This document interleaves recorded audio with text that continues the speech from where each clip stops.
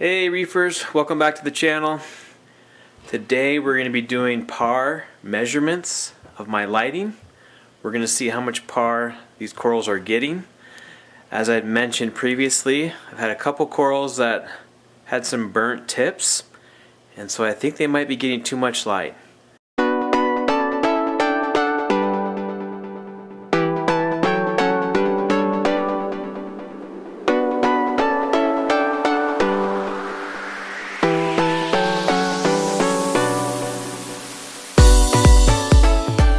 Okay, well, I've picked up a brand new par meter here, the Apogee MQ510, I believe.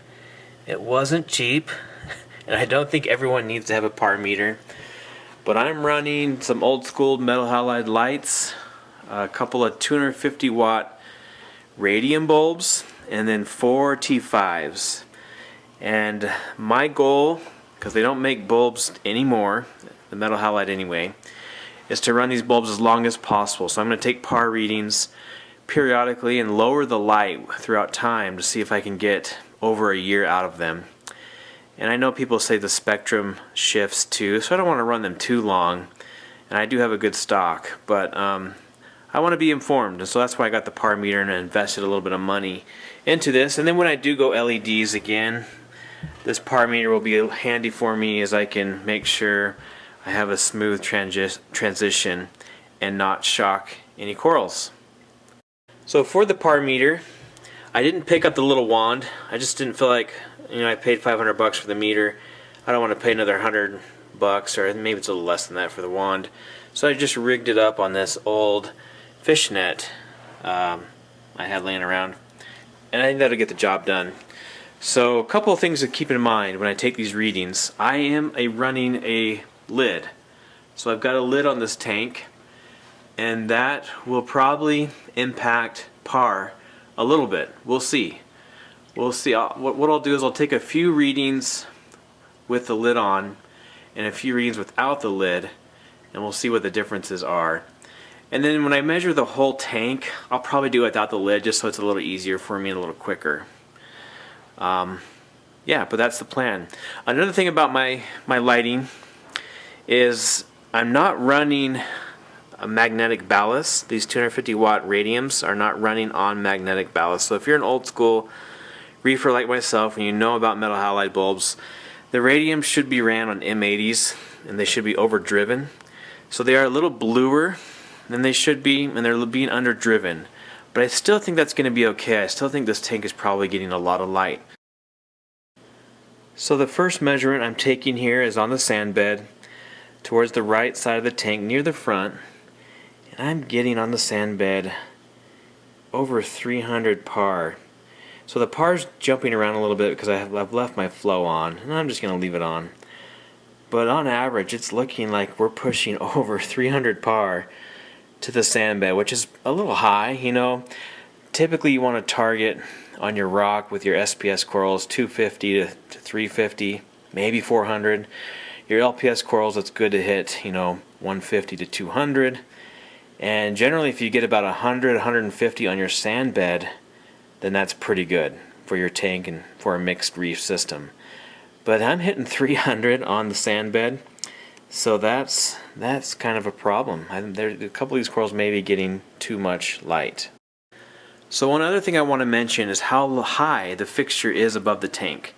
So right now I've got the fixture hanging above the tank roughly 11 inches above the top of the tank, about 12 inches above the top of the water line. So it is pretty high. I'd like to get this light down to 8 to 9 inches above the tank for good spread, but not too much light spill still into the room. But I want to be careful because I just don't want to give the corals too much light, and some of them are showing signs they're getting too much light, so we'll see. Now if I take the lid off and measure the par in the sandbed, previously I was hitting about 300, 320. Now it's hitting 315, 330, 340, even 350 at times. So the lid does have an impact on how much light's getting through, but pretty minimal. Not a big hit there. So that's just something to keep in mind, is if you're going to have a lid on your tank, I wouldn't fret too much over how much light it's blocking, depending on the type. Now I'm measuring the top of my rock work here on the right side, this right island, and I'm hitting about 450 par. So that's a pretty good amount of light. Now here towards the middle of the rock work, I'm hitting about 350 par, which is pretty adequate. And again, this is with the light, or with the lid, excuse me, off. So that probably jumps down to about 320, 325 with the lid on. Over here to the right of the tank, still in the rock work, excuse me, but a little bit lower. So I have this gold hammer. It's getting about 280 par without the lid. So that's quite a bit of light, and it seems to be doing okay, handling that pretty well at the moment. Now, sandbed again, but towards the middle of the tank, so not near the front glass. I'm getting about 250 par. So that 300 par, that higher par measurement from the front near the glass may be a byproduct of some reflection going on too, but still 250 is pretty high. My gold torch over here on the far left, lower rock work, it's getting about 250 par, and that's fluctuating with flow, but I'd say on average about 250, which is a good amount of light, but it's happy, it's doing well. And then over here, my red Goniopora, I've kind of got it under a little bit of a ledge, and it's getting about 190 par, and it's doing pretty well. I think it could be fine with less, but I'm okay with that. And so here on the left island, if I go to the top of the rock work, again, I've got the lid off. I'm hitting 400 par at the very top of the rock work. So that's pretty good. That's pretty good strength. I think I'll keep the light at 11 inches for now. I don't want to increase that too much more. And we'll watch it. You know, as these bulbs age with time, we'll see if that par, once it gets below 400s, I'll probably lower the light an inch or so, and keep an eye on things. So rather than have you guys watch me slowly take all these par measurements, I'm going to document them on a sheet of paper, and I'll throw them up on a image of the tank just for you all to see kind of the complete ranges of par I'm getting on this tank. And hopefully that's a little bit informative for you, especially if you're running halides. You might want to take par measurements. You might be getting a little bit more light than you think. The beauty of LEDs, you know, a lot of these fixtures everyone's, you know, using, and so people have good evidence and have recommendations. You know, maybe they're using the AV Plus schedule.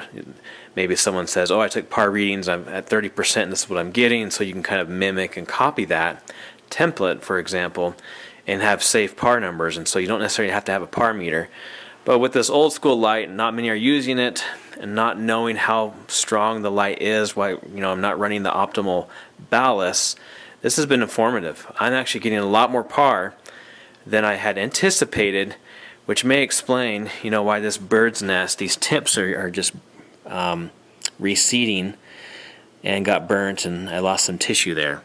So I may actually raise this light a little bit higher again for a while and see if I can get par around that bird's nest to under 250 to kind of slowly let that coral recover, I hope. Cross my fingers. One other strategy that I could take to reduce par, rather than raise the light, I did some measurements, and I didn't record this, but just with the T5s on, and I'm getting about 150 on the top of the rock work with the T5s on, you know, 130s in the middle of the rock work, and about 100 towards the sand. So, and these T5s, they're not actively cooled, there's no individual reflector, so this isn't optimal T5 lighting. But those numbers are enough where if I need to lower my par, I could have the T5s turn off when the metal halides kick on. I think I run my metal halides for about 6 hours at full strength of lighting a day. So 6 hours a day, I could turn the T5s off, just run them for dusk and dawn, and have those metal halides going by themselves, which actually is a nice look with the shimmer. And that would get my par down to, you know, a range of 200 to 300 on that rock work But I'm liking where the par is. I think that peak of 400 at the top, 350 in the middle or so, is a good space to be. If I can just get this bird's nest and a couple of these other corals that like lower light acclimated, I think I'll be looking pretty good. Well, folks, that's the par measuring of this tank. The Red Sea Reefer G2 350 with a Giesemann metal halide fixture. Again, I'm running two 250 watt radiums and 4 T5 bulbs. I'm running 2 ATI Blue Pluses and 2 Coral Pluses. Makes a nice spectrum of light for me. Definitely getting a lot of par, probably a little bit too much. That Sandbed hitting nearly 300 is a little bit of a concern, but it's also a testament that these metal halides are strong and the penetration is good in terms of lighting. Anyways, thanks for tuning in, guys. Appreciate you coming along with me on this journey.